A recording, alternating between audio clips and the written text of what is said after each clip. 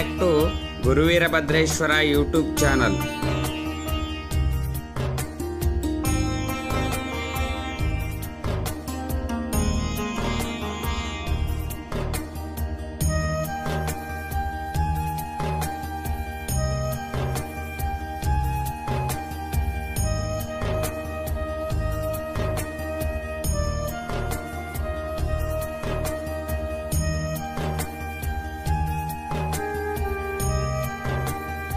ನಮಸ್ಕಾರ ವೀಕ್ಷಕರೇ, ಜೈ ವೀರಭದ್ರೇಶ್ವರ.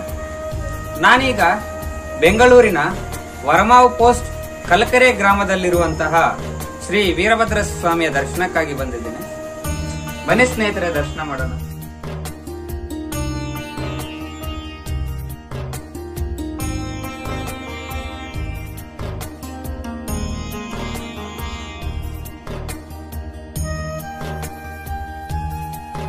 ತುಂಬ ಸುಂದರವಾದಂತಹ ರಾಜಗೋಪುರ, 1100ನೇ ವರ್ಷದಲ್ಲಿ ಚೋಳರ ಸ್ಥಾಪನೆ ಮಾಡಿರುವಂತಹ ಪುರಾತನ ವೀರಭದ್ರ ಸ್ವಾಮಿ ದೇವಾಲಯವಿದು.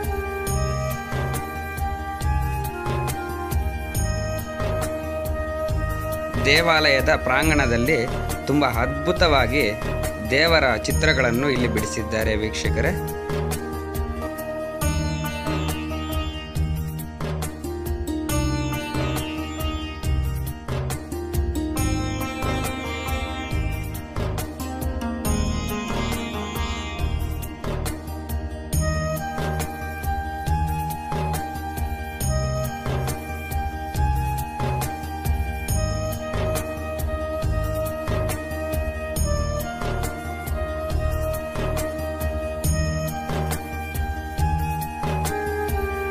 ಮಹಿಮಾನ್ವಿತ ಮಹಾನಂದಿಯ ಮಂಟಪವನ್ನು ನಾವಿಲ್ಲಿ ನೋಡಬಹುದು.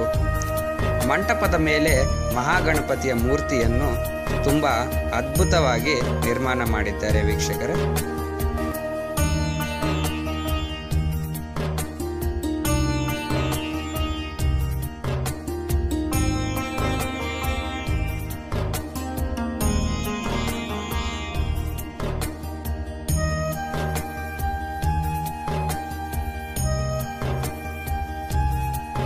ದೇವಾಲಯದ ಎದುರು ತುಂಬ ಅದ್ಭುತವಾದ ಧ್ವಜಸ್ತಂಭವಿದೆ.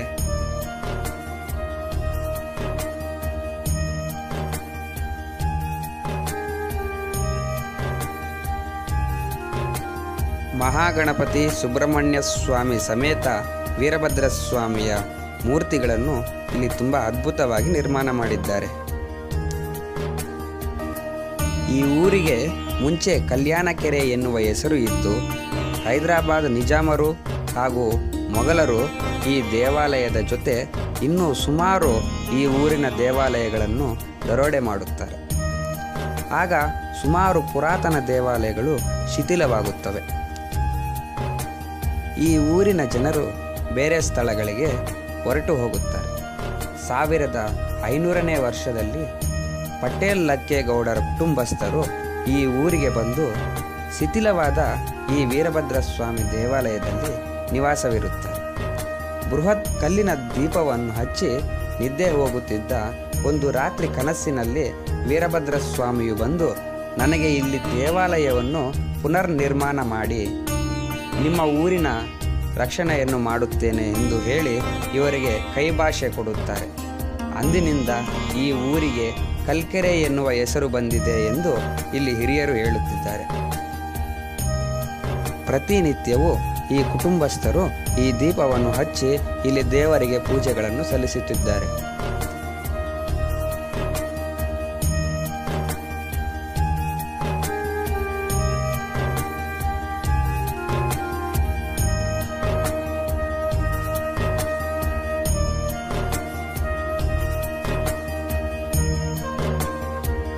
ಇಲ್ಲಿ ಸ್ವಾಮಿಯ ಸುಂದರವಾದ ಉತ್ಸವ ಮೂರ್ತಿಯನ್ನು ಇಟ್ಟಿದ್ದಾರೆ ವೀಕ್ಷಕರೇ.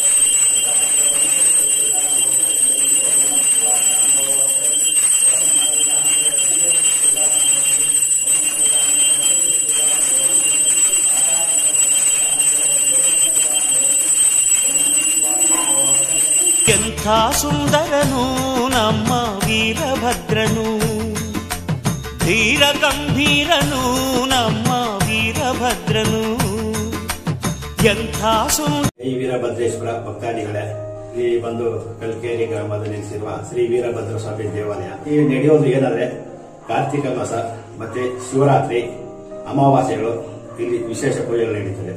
ಅದೇ ಚೋಳರು ಕಟ್ಟಿದ ದೇವಸ್ಥಾನ ಇದು. ನಮ್ಮ ತಾತ ಮುತ್ತಾತವರು ಮತ್ತೆ ನಮ್ಮ ತಂದೆಯವರು ಅವರು ಇಲ್ಲಿ ನಡೆಸ್ಕೊಂಡು ಬರ್ತಾ ಇದ್ರು ಪೂಜೆಗಳು.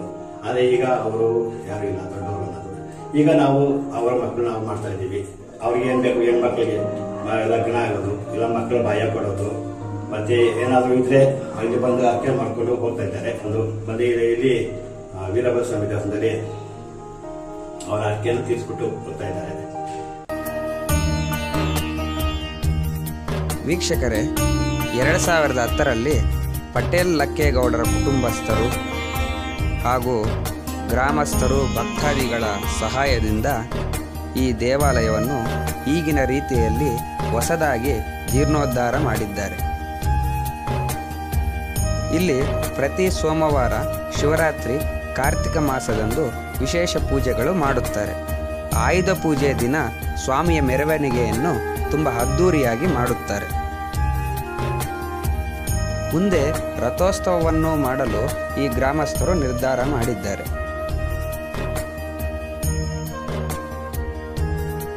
ಡಿಸ್ಕ್ರಿಪ್ಷನಲ್ಲಿ ಗೂಗಲ್ ರೂಟ್ ಮ್ಯಾಪ್ ಲಿಂಕ್ ಕೊಟ್ಟಿರುತ್ತೇನೆ.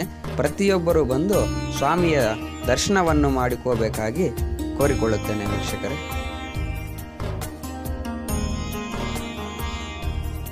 ನನಗೆ ಇಲ್ಲಿ ವಿಡಿಯೋ ಮಾಡಲು ಸಹಕಾರ ಕೊಟ್ಟ ಈಗಿನ ಸೇವಾ ಮಂಡಳಿ ಅಧ್ಯಕ್ಷರಾದಂತಹ ಕೆ ಮಾದೇಶ್ ರವರಿಗೆ ಹಾಗೂ ಅರ್ಚಕರಾದಂತಹ ಪ್ರಕಾಶ್ ಆರಾಧ್ಯರವರಿಗೆ ನನ್ನ ಕಡೆಯಿಂದ ವಿಶೇಷ ಧನ್ಯವಾದಗಳು.